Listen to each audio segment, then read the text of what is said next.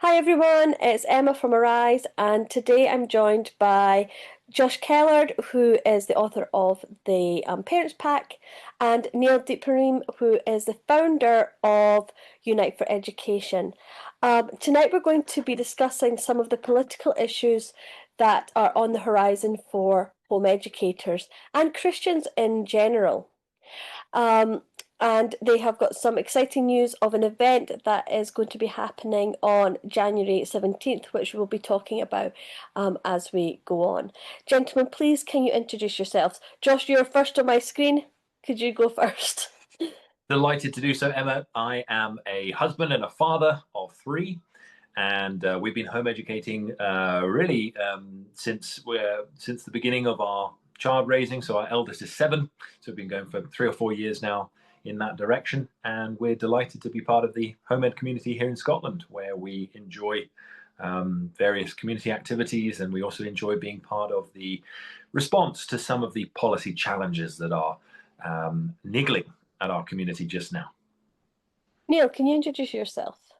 Yes, I'm Niel Deepnarain, as Emma said, the founder of Unite for Education, standing for Christ-centered education in Scotland, and so supporting Christian education, homeschooling, Christian schools, co-ops, all Christ-centered education initiatives across Scotland, and starting new ones as well, and getting involved a lot in politics, standing for truth, trying to make a difference and bringing the truth and right justice into the politics as well. And this is where the education thing comes in, because I believe that it all begins with education. So if we can get that right, we can make a massive difference in this nation. So yeah, just standing and making a difference. Brilliant. As I mentioned at the beginning, you both have organised on January 17th a rally in Edinburgh outside Holyrood. Can you tell us the purpose of this? Um, who would like to? Yeah. Josh, do you want to go for it? Yes, I'll go for it. It's to unite a community of people, those who are home educating, those who are interested in independent schools, everyone who feels that educational responsibility is important and is also under threat. And we're coming together to give a clear message to the Scottish Parliament and to the English Parliament, which is most proactively um, moving at the moment to constrict and contract educational responsibility and funnel it into the state's remit. We're coming together to be very clear that this is not a direction that we either need or ought to go in. Niel, anything to add? Yeah, I think when it comes to what's happening here in Scotland is that we have MSPs who are pushing certain things for the Scotland Education Bill, which is similar to what's happening down in Westminster.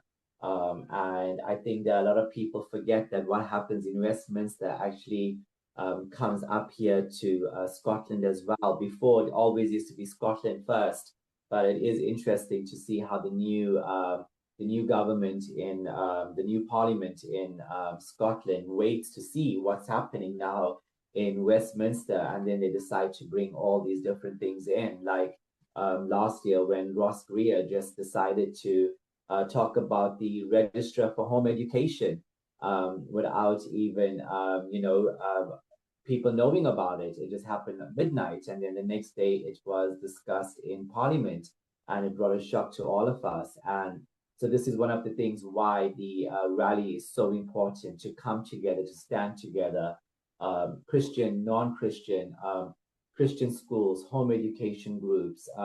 It's so important because in Holyrood at the moment, now that it's all back again, they will be discussing the education school bill again. And Ross Greer will be pushing that register of home education, which is basically taking away parental rights.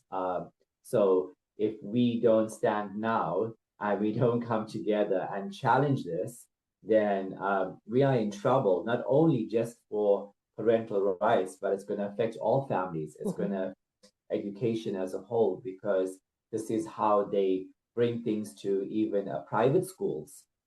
like when the VAT thing came in, and we lost the largest Christian school because of that. So people need to realize it's so important. Yes, these things are happening in Westminster, but they're also happening here. Yeah. And sometimes it happens on a larger scale, a bigger scale, and it happens even faster than we think.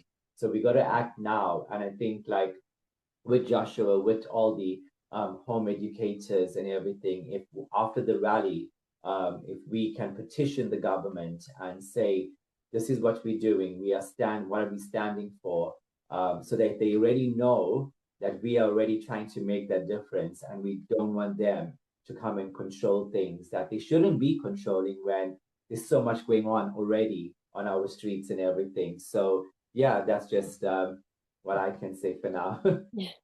So I think a lot of families will be aware of, particularly if they're in England, about the children's wellbeing bill that's currently going through Westminster. But there's also the digital ID bill that has been talked about, and Josh and I did a podcast the end of last year at some point, second half of last year, going into the details about that. And you've mentioned, Neil, about how this is I think most home educators, unless they're really on the pulse politically, won't be aware of the things that are being discussed in Holyrood, and we'll come back to that. But as you said, we're at the situation where Scotland is now following England's lead, and the big thing on the horizon is this children's wellbeing bill that is going through Parliament. A lot of people will have heard about it. Josh, can you explain a little bit about the wellbeing bill for those that might not be aware of what's going on there? Yeah, absolutely. So, I mean, the trend we're seeing, and this is a global phenomenon. So we're seeing this across the board in many different legislatures and nations. It's not just a UK thing.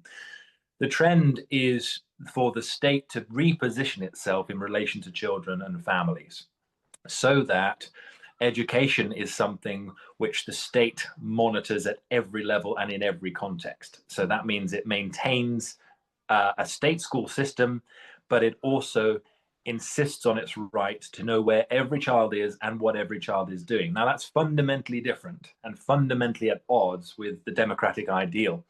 And we're seeing this not only in terms of nations, but in terms of the UN and its related organizations. So I'm going to talk about two different sources of this renewed control, or two different pretexts given for this control. One is safeguarding, and we'll see that with the Children's Wellbeing Bill, and the other is children's rights, and they're both really important to understand. So the Children's Wellbeing Bill, full name is the Children's Wellbeing and Schools Bill 2024, was introduced by the Labour government, and its overriding pretext for things like registration of home educated children, for things like digital IDs for children, which it calls a common identifier for every child. The overriding rationale is safeguarding. So the government launched this on December the 17th, 2024. Why did it do that? It picked the day because that was the day that the father, the stepmother, and the uncle of Sarah Sharif, a little English girl of Pakistani origin who lived in Surrey, that was the day that her father, stepmother, and uncle were sentenced for her murder.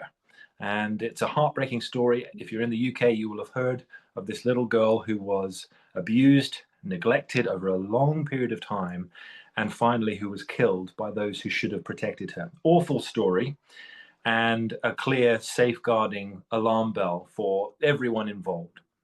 Now, the problem is this. Sarah Sharif was abused in life, but her death was taken advantage of by people who already had a legislative agenda. And her death was used to promote policies which would not actually have helped her in her situation. So they said, what we need is to register all the children who are home educated. Now, Sarah had been home educated for a tiny little bit of time towards the end of her life, but her case had been known about by social services right before she was born. The issue was not that she was not known. The issue was that the social services failed to act on the knowledge they had. And being on a home education register would not have helped her at all. Mm-hmm. But the problem is, as soon as you have the word safeguarding invoked, it's very emotive. And people say, yes, of course, we must do whatever we must do to protect children. But the problem is this: registers don't protect people. Parents protect people, and responsible people in their lives taking the right actions at the right time protect people. So the problem is, safeguarding is used now to justify every kind of intrusive measure. It's almost as if people said, well, because there is a risk of domestic abuse, we're going to register every cohabiting couple or married couple because there's a risk of abuse. It doesn't make sense. If we're serious about safeguarding, we need to talk about restoring families. And that, of course, is not a policy that's going to earn any party any kudos. So that's safeguarding. That's what the UK government is doing in the name of safeguarding. Huge issues with that approach.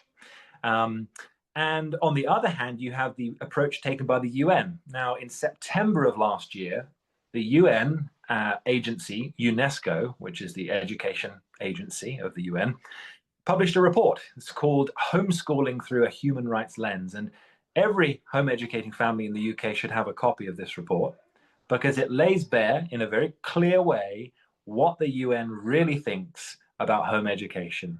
And the UN does not say, because of safeguarding, we need to know about every child.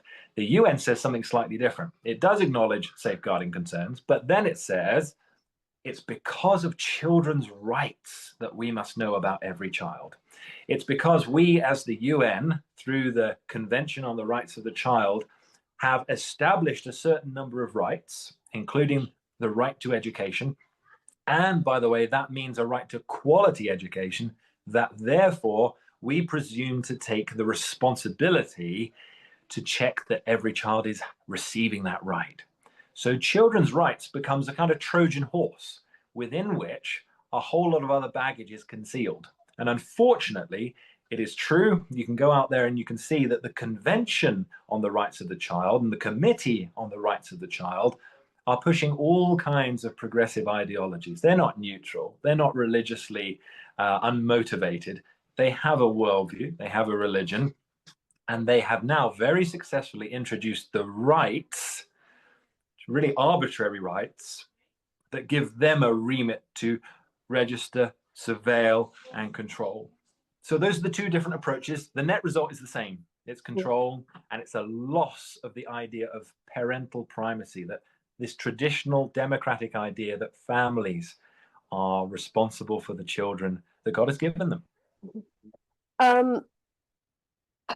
People who've been following this, a few months ago, towards the end of the year, autumn time, there was news that the Wellbeing Bill, the Children's Wellbeing Bill, was fizzling out, that momentum was being lost, and people were thinking it might just be shelved.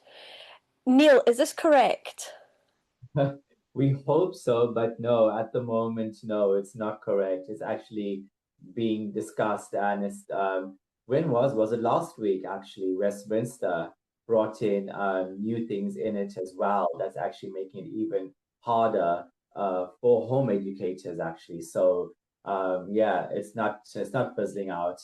We got to keep an eye on it, and we got to just support all those and ourselves that are trying to make a difference with this. To just sign those petitions, sign whatever we can do to get our voices out there heard, because it literally is going to come, and it's gonna it's not good. It's just not good what's happening, basically. What are the parts of the bill that would be particularly bad or affect home educators? The surveillance is basically coming and like having this.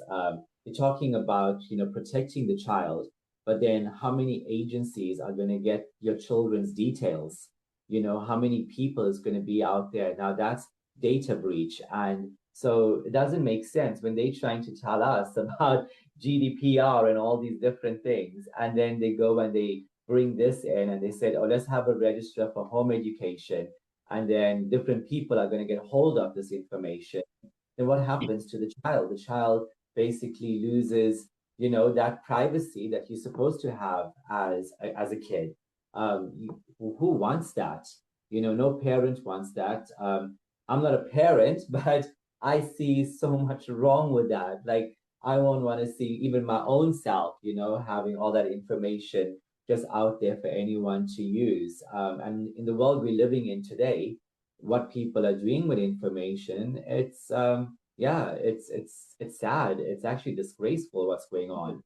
And for the government to bring this in, it's going to cause more issues, and it's going to cause more problems. Actually, we're going to see more families in distress and concern and worried. And that's why we need to wake the people up now to understand what this means for them, especially the home educators. I think it'll affect home education even more than before now. Yeah. So one of the things we've talked about the register, but one of the most recent amendments that we discussed that was announced last week was one of them was to I read out an amendment to consider where a child lives within 15 days of deregistering, and this can allow local authorities to request the child's parent allow the local authority to visit the child inside the homes in which the children lives. And it's interesting the words, they're not visiting the parents, they're visiting your child, and they want, there's other amendment talks about interviewing the child as well. That these are the new these were not in the original bill, and I think these will be particularly worrying to a lot of home educators. Yes. I think that's so concerning because basically what they're trying to do is knocking on your door. Why? And why questioning the child? They already know that children have this innocence in them. So they really want to put things in a child's mind, let them think in a way, and then take away the parental rights from the kid. And this is where people need to really stand against this, because it's not a good thing. It's a really bad thing. Some people are saying it's good, but we know the implications of this for the future of that child or the children. So we already know of cases down in England where councils are knocking on doors, but then they're questioning, are your parents teaching you certain things? Now, why those things are so important to that council to teach the kids that, when parents have the right to teach what they teach, if it's, drawing, technology, needlework, maths, geography, whatever it is, why bring things that are on the agenda to destroy life, and then you want to take the kids away from the parents? So there's already cases already happening, but the legal system can't talk about those cases because of the children. They're going to protect the kids. So there's cases already happening at the moment, and it's not good. So now with what they discussed last week is actually making it worse, and it's going to be more families contacting for legal help and legal advice and see what happens. But then the government wants to have this power and control that's literally destroying life. Yeah. And it's crucial to see this is the inevitable and logical outworking of the system of children's rights and human rights that the UN is constantly pushing. This is what happens once you have a global association or organization that sets up a body of rights, which includes a delineation and a mapping out of the rights of the individual, and when those rights may prevail against other rights. What you have essentially is an unaccountable organization, and you have a separation of the child from their parents, because it's the rights that become the trump card. And what you effectively have is the state informed by the UN over here, the child over here, and everything in the middle is weakened. The traditional protections, the family, marriage, community, the extended family, other people of goodwill, who traditionally would have been part of the fabric of a healthy child's upbringing, they're all called into question because of this silver bullet of children's rights, which pretty much carries anything that those with power and with a voice and in the progressive elite want it to carry. So Neil is absolutely right to connect these things. Home visits from a government that wants, as part of the case files it maintains on home educated children, to know if they have any protected characteristics under the 2010 Equality Act. Well, why does it need to know that?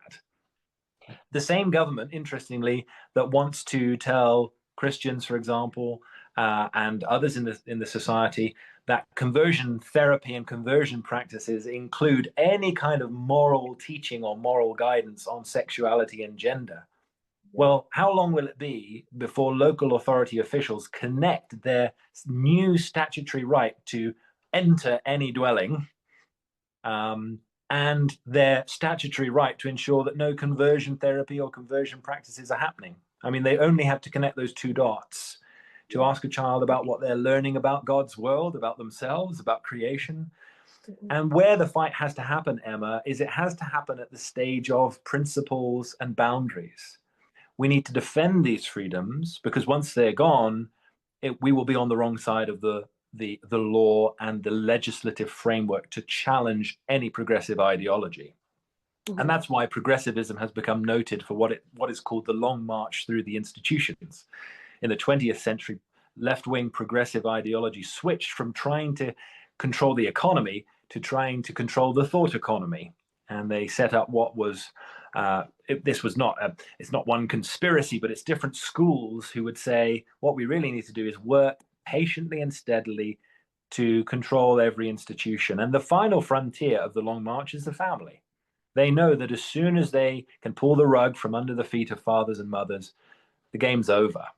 And as every dictator, every totalitarian knows, if you've got the children, you've got the society. Yeah. So this is a fundamental battle. It's not alarmism.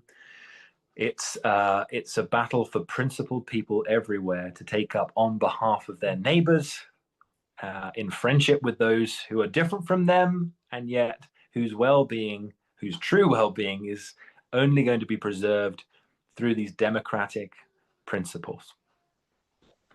The ironic thing as well, when you read the Wellbeing Bill, is a lot of the family. So there's been a huge increase of families home educating because they've got children who are neurodivergent. And this bill is going to be particularly hard hitting for home educating families with neurodivergent children, or if they've had any kind of local authority intervention in the past. And people could think, well, that means that there might have been abuse in the family. Well, yes and no. A lot of families have different agencies involved in their homes because there can be serious issues with things like neurodivergence. They could have problems in the schools and things that the school has become a toxic place for that child, and things are just spiraling out of control. The local authority gets involved, and in that situation, you've now got a barrier towards home education to take the child out of the environment that's actually causing a lot of the issues in their life in the first place. Yep. So the rally in Edinburgh, Scottish families might be thinking, well, this is a Westminster thing. And they're worried that what families in Scotland, they're going to be worried about it, they're going to be concerned about it, but they'll be saying, well, MSPs don't have a say, they don't have a vote, they can't, it makes no difference, this is Holyrood, it's not Westminster. So why the rally outside Holyrood? There are many reasons. I think both Neil and I will probably have things to say here. Let me just do a really low-hanging fruit thing here. Everyone in Scotland has an MP. And those MPs should be interested in policies in London, in Westminster, that impact Scotland. And this one inevitably will. For one thing, if this goes through, it changes the legislative environment in Scotland. Anyone who looks at the history of the last 10, 15 years knows that when the government in Scotland likes what Westminster's doing, it's very happy to copy and paste that. So we need to be concerned about any Westminster bill. We also need to stand in, there is a principle of solidarity with those in England and Wales. I mean, what would we want from them if we had been the first home educating community to be on the receiving end of visits and registers and case files? I think I'd want them to be standing up for us. But Neil, I'll hand over to you because I know you've got a few other thoughts on this question. Yeah, so we obviously, yes, it is all to do with the Wellbeing Bill as well, but we also, as I mentioned in the beginning, about the Scottish Education Bill. So we are coming together not only to stand with those down in England and Wales as they also come together on the 17th in Westminster for the School and Wellbeing Bill. We are also looking at, as I mentioned, regarding petitioning the government that no further taxation comes onto private schools in Scotland, because we know what that has already done and the impact it's having on our Christian schools in Scotland at the moment that have to put fees and everything up. So we're going to be doing that. We're going to be recognizing that parents have the authority over their children, be it in home education or also sending their kids to schools, that they also have that choice and the government should not be taking that away from parents. So it's various things. So we're not only just focusing on the School and Wellbeing Bill, we are focusing on a lot of things because a lot is happening in Scotland. A lot is being discussed, in the education bill and everything. And we have no idea what Ross Greer is going to bring in the next basically 2.5 months. That they have to discuss the next stages for the education bill. So that's why we need to now come together and stand, because imagine if we all can come together and we petition them with so many families that have stood for the truth, what a difference that can make. And it can have a voice in Holyrood, especially with Ross Greer that's trying to, just control everything. And just bring things that literally we don't even know is happening, and then all of a sudden he brings it in when they're having the voting and the debates. So it is interesting what's going on. So we really need to realize that yes, we are coming together regarding what's happening down in Westminster. And as Joshua just mentioned about, we do have MPs here, so they're also going to vote. We need to be aware of that, but then we also need to be aware that there are other things happening in the education side of things in Scotland that Ross Greer is literally pushing, and it's not good. It's not good for private schools. It's not good for home educators and those who want to start different different education initiatives in Scotland. Yeah, that you're going to control things. Just one really quick point in addition. Early last year, the Scottish government voted to ratify a bill that would align all public services with the UNCRC, which is the Convention on the Rights of the Child. Extremely dangerous move, and there's an excellent article in the Critic from February of last year by Andrew Tettenborn, which we'll link to in the show notes. You should read that. But the basic point is this: the Scottish government wants to align with the UNCRC in every possible way. Yeah. That means that Scottish lawmakers will be reading the UNESCO report. And the UNESCO report recommends that every government oversees the education of every child, and that there is an active civil service detachment prepared to register and visit these children. Yeah. So these recommendations are real, and Scotland will be looking to implement them at some point soon. I mean, those who think that Scotland is just going to be an island of educational freedom are sadly misguided about how Scotland works. Now, not that we're hopeless, that's why we're doing this, because we do believe our voice matters, and that's why we want as many people as possible there on Saturday the 17th, from 1:30 to 3. We'll be at the Scottish Parliament, so join us. Firstly, the timeline for England for the Wellbeing Bill, what is that kind of timeline looking like for that bill? Yes, so it's in the Lords at the moment. It's expected to finish up. There have been about 84 amendments suggested to it, some of which are slightly good, some of which are slightly bad. I say slightly good. The whole thing needs to be scrapped. But at the moment, the timeline is if it receives royal assent in the next few months, because it's got no further stages to complete in the House of Commons, then we're looking at a 2027 implementation. Now, the government needs to be warned and needs to know that it will face opposition at every stage, including after any bill is passed. Mhm. We won't stop fighting. So that's Yeah. something But that's that's the timeline. there's lots of the bill is it can be challenged Yes, in the law courts. Yes. absolutely. There is the option of judicial review, and we have good organizations who are very capable of mounting a good legal challenge. Neil is very closely associated with Christian Concern.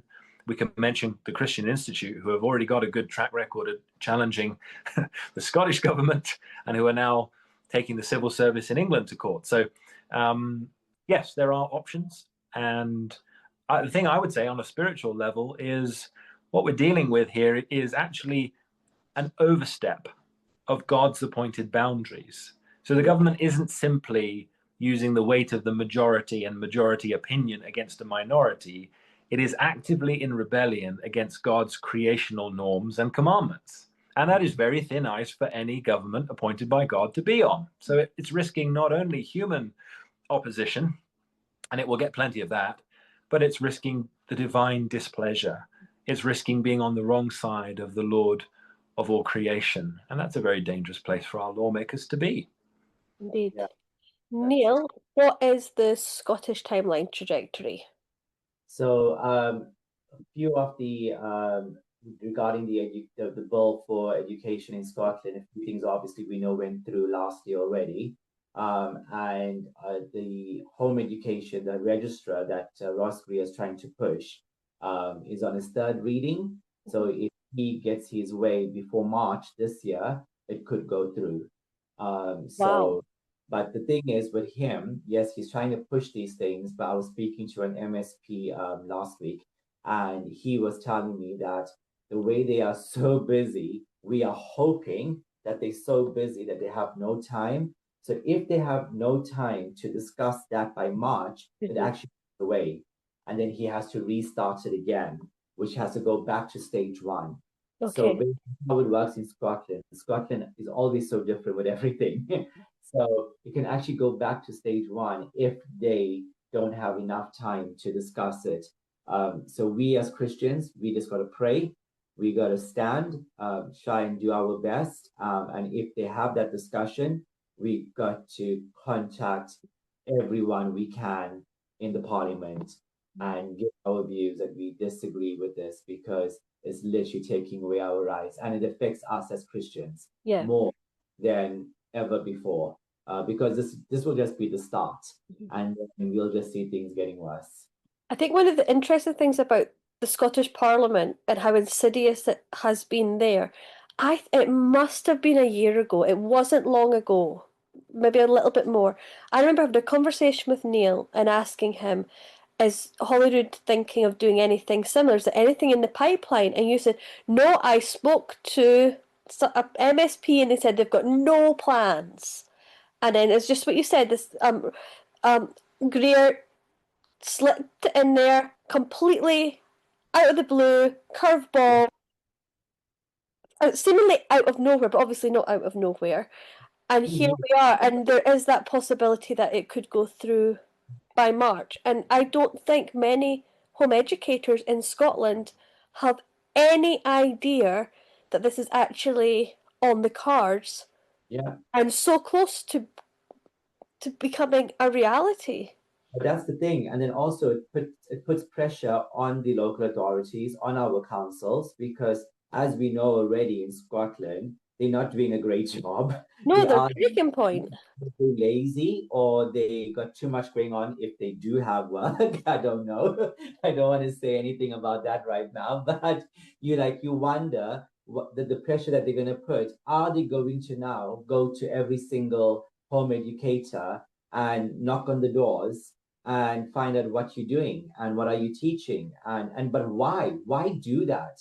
Okay, if there is bad stuff happening in the education field, in home education, let's deal with that differently.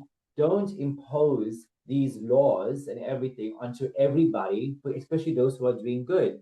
And we know, I've seen it when I visited the Falkirk co-op and everything, and when I visited the co-op here in Edinburgh, I'm seeing amazing things happening with the home education groups. Like I'm just like I wish if I was a kid, I would join, you know. I would love to be part of this, and it's amazing what's going on. So they need to know there's so much good happening, and that's what I've been trying to push and sending them all the information, especially when Ross Ria did that last year out of the blue. We sent so much of information to them, and I'm just hoping that they have taken that into consideration. And I know that they have Scottish government website does mention Unite for Education and stuff because of our concerns and what we raised and everything. And so let's hope they listen to people like us, like Christian Concern and everything as well, because everybody literally sent the concerns regarding this, even the Free Church involved as well. So it's we need to stand, but we need the voice. And I know we're talking about all this and everything, but one of the main things is church. Where are you? Where are you when your congregations are dealing with this? Your members are dealing with this. The people sitting in church on a Sunday are dealing with these issues, and the church needs to get her voice again. The church needs to awake, the church needs to arise and stand with us. Like this rally on Saturday, we should have thousands there. Literally, we should have thousands at Holyrood. Whatever we do at Holyrood, when we come to pray for elections and stuff, or whatever is happening, we should have thousands gathered, because on Sundays, the churches are full. But where are you, church? What are you doing? You should be standing for the truth. You should be standing for the believers who are doing this, who are doing good for the next generation. So we really need to see the church wake up to these things and not be silenced, because the church is going to be questioned. Those leaders are going to be questioned because they know what's going on. We're telling them, we're not being silent about it. So they're going to be questioned. Like when that day comes, we will see what God will do. He has the judgments in him. But church, please wake up, and stand with us with all these things, because when we can come together and have the voice for the truth, we can make a difference. And believe me, Parliament will have to listen when thousands come together and stand up. They will have to listen to us, because we will not take all this, laws that are coming to literally destroy humanity, basically. So it's about I know there's Christians who do not agree with home education. They don't agree with it, and that's fine. That's what they believe. That's fine. But fundamentally, we're talking about laws that are going to give local authorities, government officials, access to people's private homes, access to people's children, and just what you said, that connecting the dots between the UN Convention legislation and all the different bits, where they could ultimately come and tell you what they want you to be teaching your children in your private home. And that ultimately should be something that every single believer is worried about and concerned about, because that is massive government overstep. Yeah, it's an overthrow of our constitution, which we do have a constitution. It's not like the American Constitution, but it's an agglomeration of laws and conventions and traditions. So from the democratic perspective, it's invalid, it's alarming. But Christians have something more. We've got the Word of God. We understand that the state has a purpose. It's a good purpose. The state is not neutral. It's a gift of God.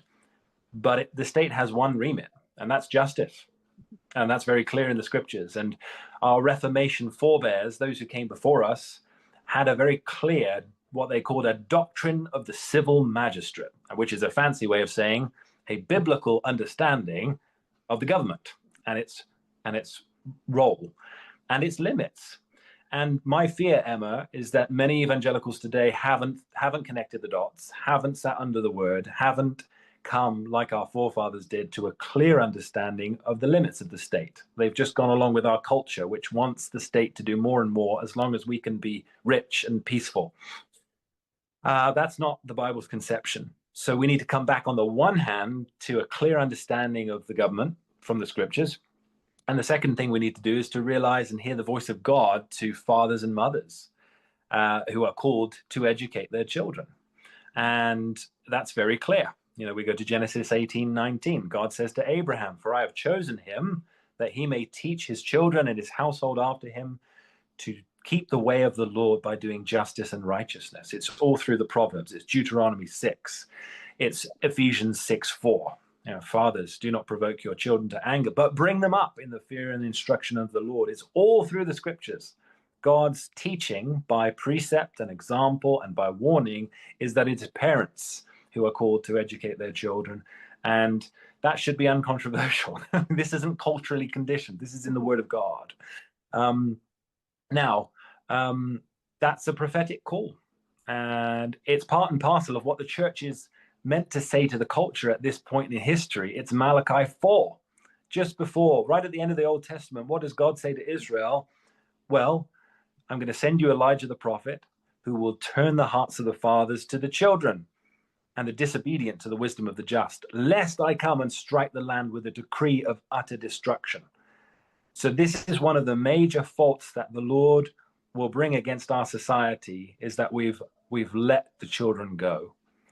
And what we're seeing in these laws is nothing more than we deserve, but we pray that in God's mercy, he will yet turn these laws away.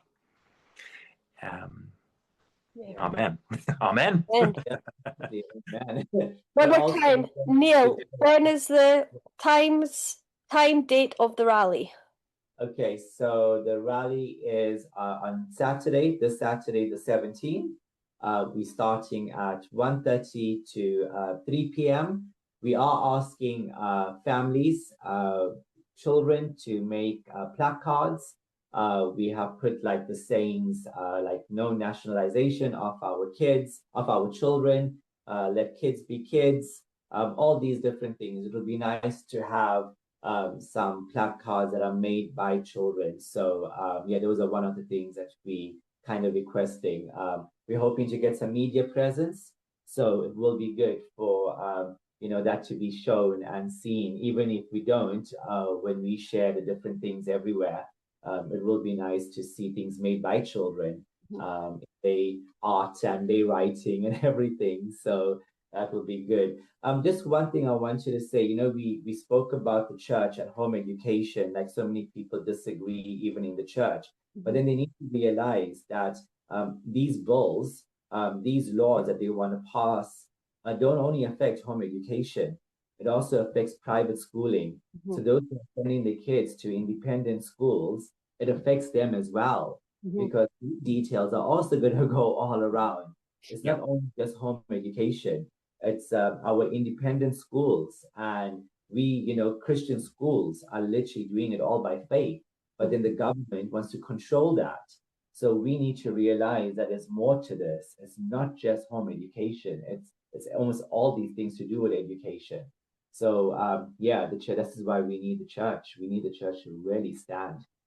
It's every parent, isn't it? It's every parent, because in terms of educational freedom, home educators are a little bit like the canary down the mine. You know, do you remember that image? Yeah. Miners used to carry a canary down into the mine, and if there were poisonous gases down there, the canary would keel over and they would know they had to get out pretty quick.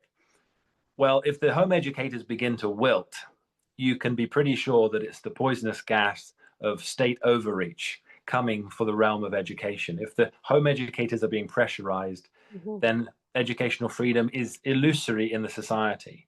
And ultimately, what we would say to Christians who have children in state schools is, ultimately, God holds you responsible for the education of your children. And you have democratic protections, which mean that if things go bad in the school, you can actually take them home, and that's good and proper. Do you really want to see that escape route come to nothing? So protect the canary is the message, if for everyone's good. Even broader, I'm not sure if this has been changed with the different amendments that have come out, but in its original form, the Children's Wellbeing Bill was actually even trying to gain access to Sunday schools. Yes. So it's so that shows you where the government actually does want to take this. They were wanting to gain access and see what you were what churches were teaching. It's not just obviously churches; it's youth groups, like there'd be other faith organisations working with children. But ultimately, you could end up having the local authority at your church wanted to inspect your Sunday school and what you're teaching your children in your Sunday school. Was when the bill, I think that may have been taken out in the amendments. Is that correct, Neil? It's not taken out, it's still there, but there is a legal challenge. Okay. Yeah, so a few churches and Christian Concern, a few different organizations have come together. And there's been a petition as well that they've already taken to Downing Street with over, was it 100,000 or something like that? I'm not sure. Don't quote me on that number. Maybe it's less signatures that they already taken that. So there's been a little silence on it at the moment, but it's still there. Mm-hmm. Okay, yeah. I wasn't sure. I knew there was a big. It was like there was a lot of pushbacks. I don't know if it had made it into amendment, but that's what we're talking about. So if churches are against home education, you're probably not against Sunday school, and you probably won't want the local authority trapping on your church door on a Sunday, wanting to see your Sunday school material and asking your children what they're getting taught on But a that's crazy if you think about it. Like, how dare you like you coming to disturb our church service to check what we're teaching children? Like, it's just crazy. This is why we need the church to really understand. We need the people to really understand what all this really means, because it starts little by little, and then it grows and grows, and then we see the implications. We see the things happen. We see what's happening in society. Things started small when they allowed certain laws to come in, and then look at where it is today. Look at the mess we're in today. And most of these things are literally just nonsense, but it's like nonsense because it doesn't make sense. Yeah. It literally doesn't make sense because it's coming against true values. It's coming against the truth. It's coming against what even just the general person on the street believes, but people need to understand the impact it has. And it will start with something small. It'll start with a small bill. Let's knock on a door. Then it'll go on, and then it's over. Yeah. But as I've been saying, it does make sense if you're in that progressive worldview where you believe that the children effectively belong to the state and to society. Yeah, in that sense. In that sense, it makes sense. And that's a nonsense. The progressive one is a nonsense. Exactly. And this is why it's a spiritual battle, isn't it, Neil?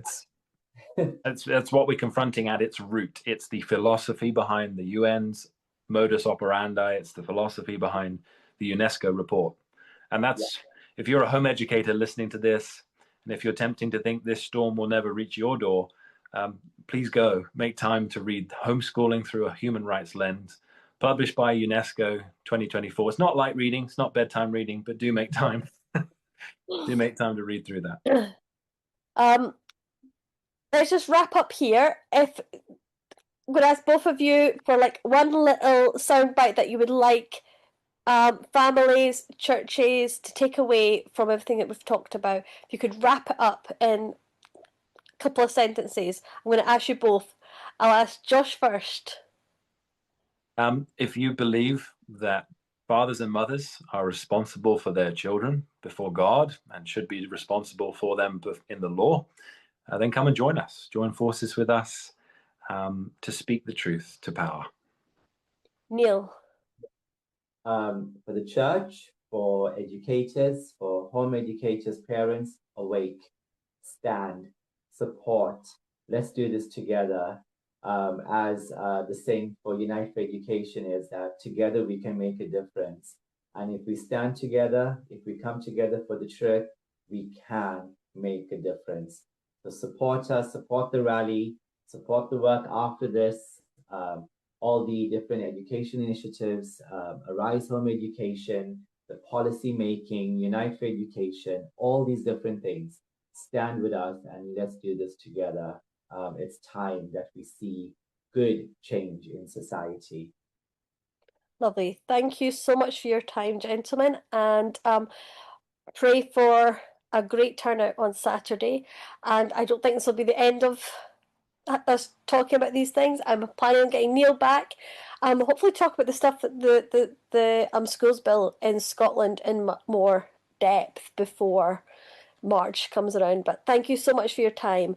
And if anyone's got any questions and or you want to come on Saturday, or if you've got any more questions about what we've discussed, I'll link in Niel's email address for Unite for Education. What is that, Niel? Your email address for?